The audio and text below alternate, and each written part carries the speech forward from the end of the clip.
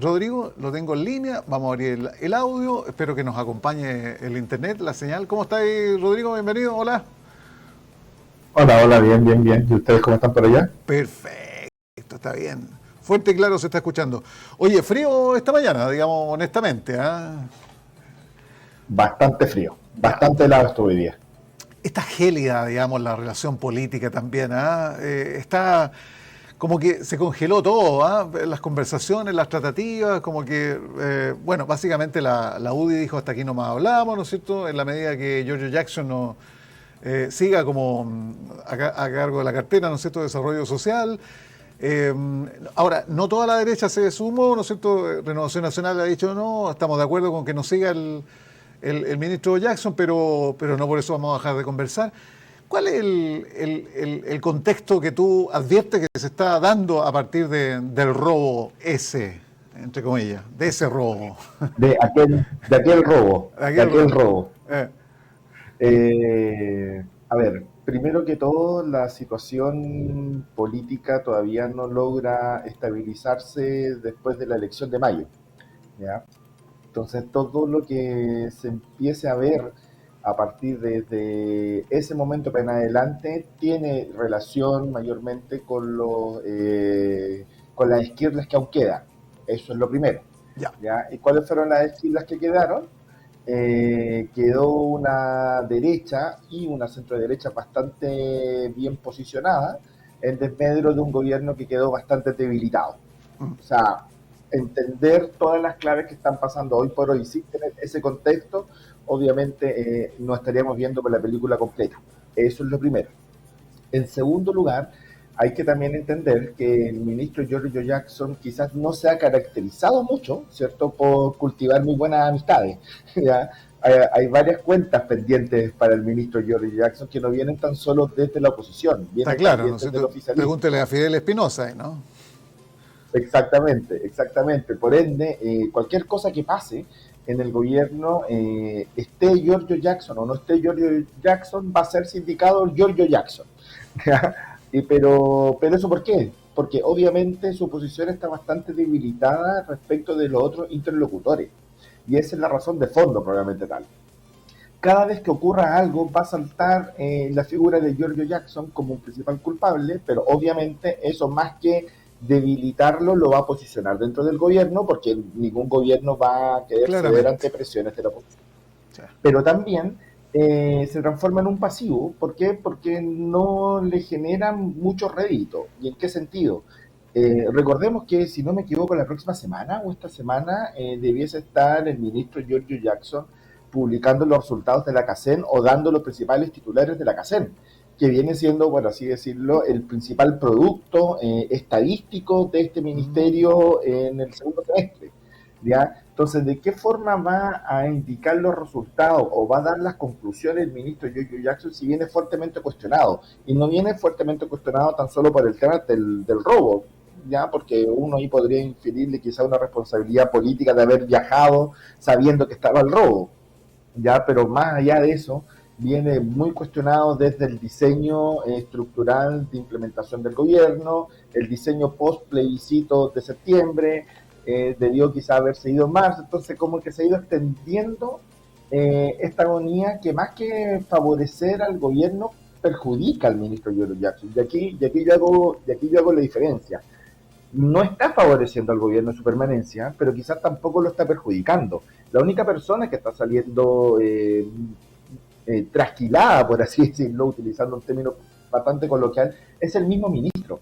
Es el mismo ministro a quien se le están imputando determinadas acusaciones, es el mismo ministro que quizás no va a tener la suficiente espalda para ir a negociar un determinado presupuesto en 2 meses más. Recordemos que ya en septiembre se empieza a discutir la ley de presupuestos del próximo año, entonces no la tiene fácil el ministro Jackson, hoy Oye, por hoy. oye, Rodrigo, flor de problemas, ¿no es cierto? Porque llega de Europa el presidente Boric, pero ya venía con, o sea, ya allá, digamos, en Europa, ¿no es cierto? Sobre todo en Francia, en el último momento, recibió una andanada de situaciones de este tipo, en un contexto súper complicado como tú, ¿no es cierto?, declaras.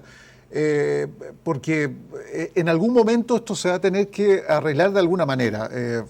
dando el brazo a torcer, ¿no es cierto?, y dando cabida a que deje el puesto, digamos, el ministro de Desarrollo, o simplemente manteniéndolo, pero a costa de todo lo que significa políticamente hablando, digamos, no solamente por la insinuación o la abierta insinuación que dijo la UDI, que en el sentido que no hay ningún tipo de negociación, sino porque desde dentro, desde el oficialismo, digamos, ya no hay cabida para algo más. ¿Cómo se justifica, cómo se argumenta más la defensa? Entonces, en algún momento esto va a tener que salir de algún lado. Yo no sé, esto lo están haciendo como pregunta abierta a ustedes dentro de las encuestas. ¿Va a salir? ¿Y cómo va a salir planteado? Eso me interesa mucho, Rodrigo. Nosotros, bueno, como alcancé a comentar un poquito la semana pasada, ¿Ah? estábamos con los focus group para determinar este set de 5 o 6 preguntas que van cambiando mensualmente, ¿ya? Y dentro de las inquietudes que surgen precisamente de los focus group está precisamente la relación de Giorgio Jackson con el gobierno. Ya. ¿Ya? Entonces es muy probablemente que salga algo. Nosotros, eso sí, no nos gusta mucho hacer una pregunta directa que hable sobre una persona en particular, porque nosotros consideramos, y esto es una línea editorial nuestra, nosotros consideramos que hacer una pregunta direccionada con nombre y apellido puede tender a condicionar la respuesta, ¿ya? O sea, si condicionamos la pregunta, condicionamos la respuesta, pero eso no significa que no lo vayamos a preguntar, y muy por el contrario, existe, o sea, hay una inquietud, ¿ya? Y eso no tan solo lo podemos recoger nosotros, o lo hemos recogido nosotros, ¿ya? Así que también ha Oye, salido en otros estudios. Rodrigo, es que, a ver, la pregunta va también, ¿por qué lo que cree o qué es lo que percibe la ciudadanía? A ver, porque hemos escuchado historias, pero increíbles, ¿no es cierto? Conjeturas, disímiles, Sí. innegables, ¿no es cierto? Muchísimas. Yo no sé qué asidero pueda tener eso en verdaderamente en que se crea, digamos, un hecho de ese tipo, algo que no está comprobado, algo que son eso, digamos, son ideas que yo Sí, vuelvo a insistir, mira, se escuchan a diario, ¿no es cierto? Y súper fuerte. Y te lo sí, dicen, no, si esto es argumento, mira, esto es lo que pasó, esto es lo que se hizo esto y está confabulado tal persona. O sea, te esgrimen toda una estructura, digamos, para justificar, digamos, esa posición. Entonces, yo no sé hasta qué punto eso se cree, digamos, y la ciudadanía aterriza eso. ¿Se podrá, o sea, de qué manera se puede advertir o eso en sea, una encuesta, en este sondeo que hacen ustedes? no- nosotros tenemos claro de que existe un descrédito del sistema político en general. Mm. Quizá aquí alguien va a decir, no, pero es que pero eso es de común conocimiento, toda la gente dice que los políticos, o el sistema, que no me mejoran situación actual. Ya, ok, perfecto, sí, eso es válido. Pero eso es una percepción. Y otra cosa primero es obviamente entender cuál es el descrédito. El descrédito viene dado por una falta de confianza y por una falta de legitimidad que se le ve en la ciudadanía en las acciones que toma el sistema político en su conjunto. ¿Ya? Pues las decisiones que se toman en el sistema político provienen del Congreso, ¿cierto? Y si el Congreso está deslegitimado por los casos que nosotros ya hemos conocido y por los casos que hay para atrás, o por el simple hecho de un retraso en la toma de decisiones para aprobar o rechazar un proyecto de ley, eso va menguando en la credibilidad de la gente que tiene su problema de pensión hoy y ahora, ¿ya? O sea, pues las personas podrían entender, no, si entendemos cuál es el trámite legislativo, que ingresa por una cámara, se va a una comisión, se va a otra cámara, quizás después tiene tercer trámite, perfecto, si no hay ningún problema, pero me vienen con ese discurso, ¿cierto? 5, 7, 10 años y el problema de pensión pues lo sigo teniendo todavía. Entonces existe un descrédito, ¿sí? Eso es lo primero, ¿ya? En segundo lugar, sobre este caso en particular, tiene ribetes extraños, chistosos, pero que ayudan también a establecer un prejuicio. Porque ¿cuál es el prejuicio que aquí existe? Y no estoy con esto diciendo que quizás no sea cierto, ni tampoco estoy prestando ropa por determinado ministro, no es mi función, pero ni nada por el estilo. Pero desde el caso de Democracia Viva en adelante se ha dejado, cierto, entrever de que es Giorgio Jackson la persona que estaba detrás de este esquema. ¿Ya? Eso no está establecido ni por un pronunciamiento judicial, ni nada por el estilo, pero ya se quedó instaurado Sí. en el ideario colectivo de que es Giorgio Jackson la persona o una de las personas principales en establecer el financiamiento que tuvieron las fundaciones.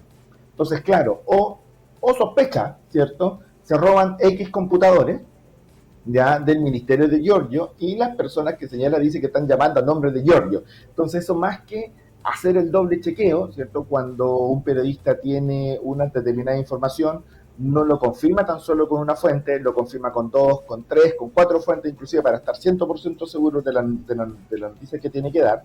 Estamos en tal nivel de descrédito que ante cualquier situación que pueda ser sospechosa, inmediatamente se le da un carácter de verdad al tema. Y ese es el problema de fondo. Porque Ahora, hoy le claro, pasó al ministro Giorgio Jackson, puede sí. que después le pase a otra persona, puede que, entonces, mientras el sistema político no entienda que ese juego de ganarse un gustito hoy por hoy eh, se te puede devolver, estamos bastante en una situación bien compleja que es muy difícil de salir y que, ojo, la ciudadanía igual lo percibe, pero aquí también hay que tener sentido lo siguiente. Para que se establezca un prejuicio, ¿cierto? O para validar un prejuicio, tiene que existir una noticia o tiene que existir un fundamento que valide ese prejuicio, propiamente tal. ¿Y dónde se valida ese prejuicio? En aquellas personas que tienen el prejuicio. Yo no voy a validar un prejuicio, por ejemplo, de que X persona es buena en un grupo de la población que cree que esa persona es mala. Porque obviamente me van a decir que no, que es fake news, que estoy o que se está trabajando para una determinada persona, etcétera. Entonces también la ciudadanía debe entender que no necesariamente lo que indiquen inclusive determinadas personas que tienen un cargo de representación popular, no por el hecho de ser personas con una representación popular, tienen la verdad absoluta.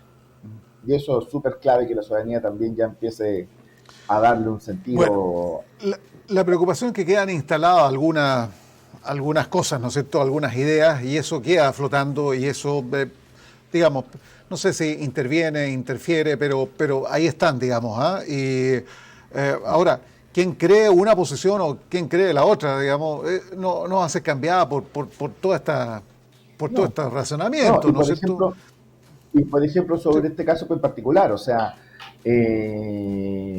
si personas entran a un determinado ministerio, se hacen pasar por el ministro, probablemente tal, obviamente que te va a generar una sospecha, ¿ya? Pero esa sospecha estaría mitigada en la medida que el sistema político en general y esta persona en particular tuviese la espalda de poner por lo menos su credibilidad en desmedro de cualquier conjetura.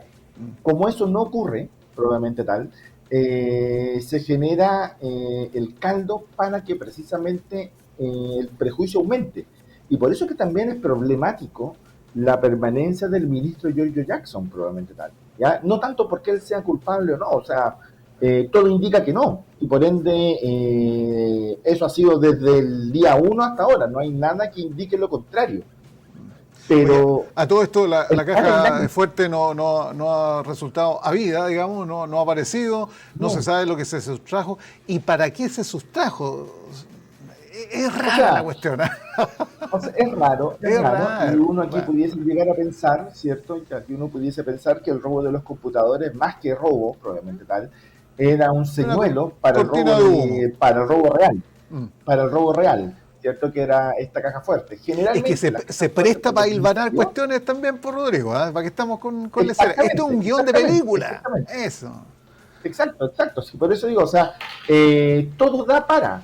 Ah, Y como el sistema político está tan en el suelo y la imagen de este ministro está tan en el suelo, sí, pues. nada hace presagiar o nos da como, o la ciudadanía pues no tiene herramientas como para decir, ¿sabe qué? Sí, ministro, le creo, absolutamente.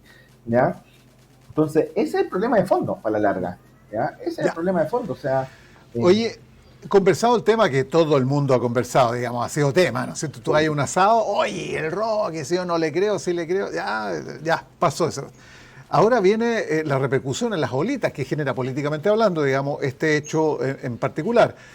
Hay una negociación, está el tema de las pensiones, está la reforma tributaria, bueno, está la elección de la Cámara, ¿no es cierto?, de la presidencia y del, ¿cómo se llama?, de la de la de la Cámara de postura Diputados. del, exacto, de la, porque está la democracia cristiana, el Partido Comunista, está la oposición, están todos así como expectantes, digamos, para tomar el cupo de la presidencia, entonces, de la Cámara. Entonces, claramente es un tema que va a intervenir de todas maneras.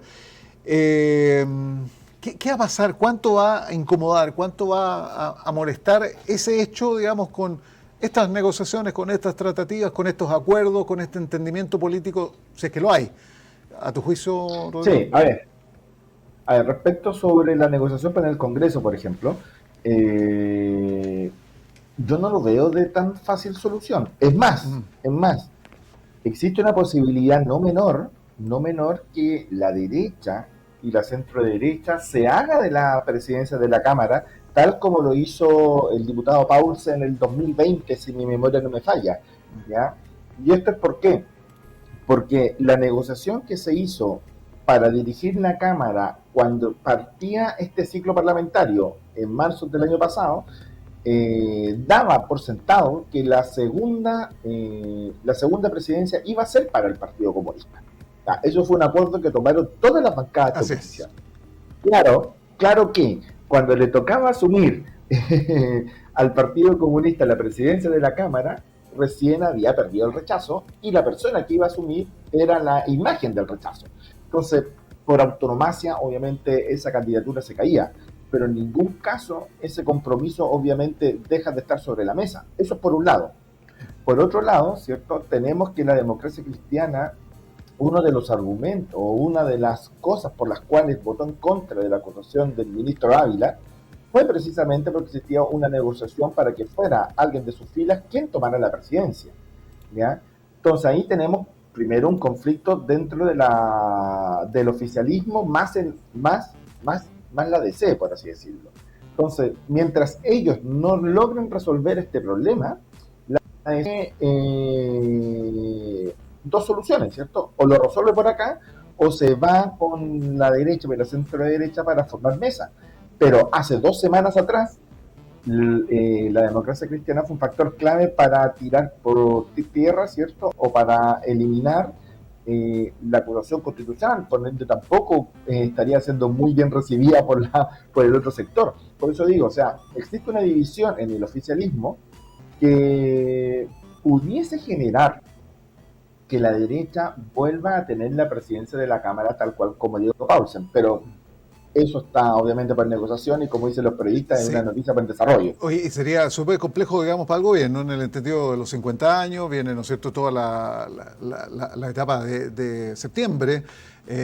Sería muy complejo, digamos, el escenario para la actual administración. Se asumiría como una derrota. Imagínate que está Juan Antonio Coloma, ¿no es cierto?, en el Senado, ahora también sería eventualmente también en la Cámara. Bueno, esos son los escenarios. Todo está en veremos, todo está en compás de espera. ¿Quién saca provecho? Todo está raro. ¿Quién saca provecho? Raro. ¿Quién gana todo aquí? Está raro.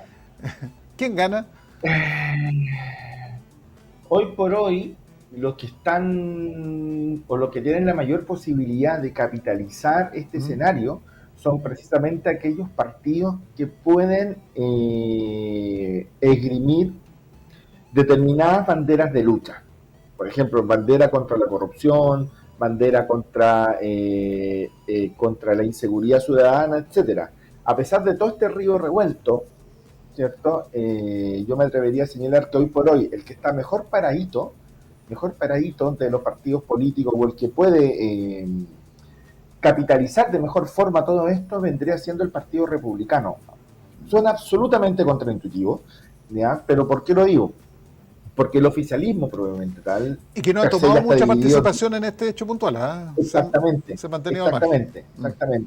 Exactamente. O sea, han hecho lo que sabíamos que el Partido Republicano iba a hacer, que a la primera que ocurriera algo en desarrollo social, le iban a pedir la renuncia a George Jackson. Eso no es nada que nos pueda sorprender a todos, ¿cierto? O sea, ocurra lo que ocurra en ese ministerio, el Partido Republicano va a seguir su línea de acción. Alguien podrá estar de acuerdo o no, pero más allá de eso, nada más. El trabajo que está realizando esta semana, o que realizó esta semana, por ejemplo, la bancada del Partido Republicano en el Consejo Constitucional, permitió sacar un sinnúmero de enmiendas, o permitió aprobar un sinnúmero de enmiendas constitucionales. ¿Ya? Podemos estar de acuerdo si son conservadoras o si no son conservadoras, eso es otra discusión, ¿ya? Pero ha estado en silencio, haciendo su peguita, por así decirlo, para un determinado sector, y no se ha movido de esa agenda. Ha sido exactamente igual. Tiene como algunos destellos, ¿cierto? Cuando sale el consejero Luis Silva, etcétera, pero en línea general vemos una estrategia bastante clara. Y eso no se ve en el oficialismo. Ya, bueno. Por eso que en todo este escenario es quizás ese partido el que pueda obtener mayores réditos. Ya. Oye, en la última academia, yo no sé si se alcanza, digamos, por el tema que ha sucedido, digamos, pero no influye en la aprobación, digamos, al gobierno y al presidente Boric. Recordemos también que no debiera, dices tú, o esto repercute también, ¿no? No, porque el diagnóstico por lo menos que nosotros tenemos y que nosotros igual vamos revisando ciertos resultados que entregan otras encuestadoras para ver si efectivamente todos estamos viendo el mismo fenómeno, ¿ya? Y en términos generales todos estamos viendo el mismo fenómeno. ¿Y cuál es el fenómeno? Que el liderazgo del presidente no sufre merma por los problemas que hay en su gobierno, ¿ya? Eso es bueno y es malo. Es bueno porque la imagen presidencial, a pesar de todo, está en 33, 34 puntos. Nosotros cuando hicimos la encuesta dio 34 para este mes. CADEM, ¿cierto? Ayer dio 33. Por ende, estamos todos viendo el mismo fenómeno. ¿Y cuál es el fenómeno? Que la imagen del presidente está fuerte, está sólida, y viene de un viaje de aproximadamente 8 o 10 días en Europa que fue bastante productivo.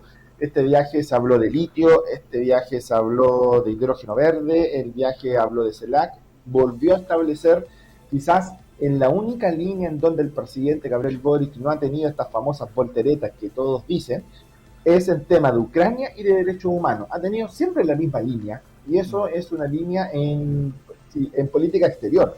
Que le ha costado caro, con Lula tratándolo peyorativamente, digamos. Sí, pero hay que entender que Lula habla desde su posición de BRICS, más que su posición de líder de la centroizquierda, ¿ya? Y esto es súper clave. Bolsonaro, estando en el gobierno, tuvo la misma postura sobre Rusia que la que tuvo Lula, porque es una posición de Estado que tiene Brasil, ¿ya? El principal socio, o uno de los principales socios de Brasil es Rusia, y por ende Brasil nunca le va a pegar a Rusia. Por ende, la misma postura. Entonces Lula habla desde los BRICS, probablemente tal. Sí. Cosa que no se entiende muy no bien. Como el día la ciudadanía no entiende mucho. Yo no sé si eso está... es correlativo, digamos, a la percepción que tenga una comunidad. Se advierte de otra manera desde fuera, no se entiende. Aquí se ve que es el mandatario, que es Ignacio Lula da Silva, ¿no es cierto?, presidente de un país tan importante, ¿no?, y con tanta proyección en nuestro medio ambiente, digamos, económico, social, cultural y todo lo demás, en nuestro país. Pero bueno, se entiende y bueno, así es la política, pues si esto es... Así es la política. Y el presidente lo que hace con estas declaraciones es posicionarse, y aunque suene bastante raro para su sector, se posiciona en el sector o en el lugar donde históricamente Chile ha estado. Chile siempre ha estado en el bando, por así decirlo, occidental, ya más que en el bando de Oriente. Y eso, el único cambio que pudo haber habido, ¿cierto?, fue durante el gobierno de Salvador Allende, y sería, ¿ya? Pero eso era porque había una Unión Soviética fuerte, y aún así tampoco la Unión Soviética prestó mucha ayuda al gobierno del presidente Salvador Allende, pero viene siendo como el único lapso. En general, siempre Chile ha estado en el bando occidental, y Gabriel Boric está precisamente alineándose en ese bando occidental, y eso le ha permitido, por ejemplo, declaraciones de empresarios de la Unión Europea que están dispuestos, que fueron noticias que salió la semana pasada, de empezar a analizar la exploración del litio con empresas europeas, ¿cierto?, acá, para no tan solo la explotación de dicho material, sino que también el refinamiento y darle un valor agregado. Y eso es precisamente porque China, por otra parte, del otro bando, ¿cierto? Ya se está posicionando muy fuerte en Argentina, se está posicionando muy fuerte en Bolivia, por ejemplo, Cheri, si es que mi memoria no me falla, ya instauró o va a instaurar su primera planta de autos eléctricos en Argentina. Entonces vamos en intermedio frente a eso y en ese contexto se tienen que entender las declaraciones del presidente Gabriel Boric. No está hablando como el vocero de Convergencia Social, sino que está cumpliendo su rol de jefe de Estado. Rodrigo, muchas gracias por estos momentos. Semanalmente nos juntamos, nos reunimos y esto es tan rápido y vertiginoso, así que vamos a ver qué cuestión política hay el próximo lunes. Así es. Nos vemos, un saludo a todos y les aviso también, si paso un aviso a las personas que nos quieran mandar alguna pregunta, como lo mencionamos por la semana pasada, a nuestro correo electrónico, contacto@researchchile.cl. Tienen plazo hasta este miércoles, ya porque nosotros el próximo lunes empezamos ya con el trabajo de campo de la encuesta del mes de agosto. Veamos qué es lo que va a salir de ahí. Gracias, Rodrigo, que esté muy bien. Así es. Que esté muy bien, nos vemos. Chao, chao. Ahí está.